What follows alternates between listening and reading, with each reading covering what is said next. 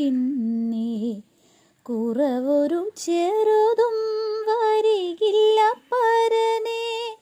ഗുരുവരനാം നീ കരുതുകിൽ പിന്നെ കുറവൊരു ചെറുതും വരികില്ല പരനെ.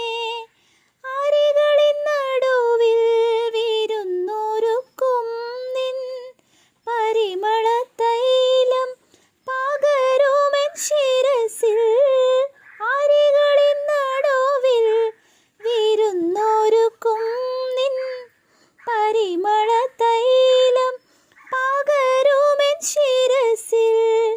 ഇതുവരെ എന്നെ കരുതിയ നാഥാ, ഇനി എനിക്കെന്നും തവ കൃപ മതിയാം.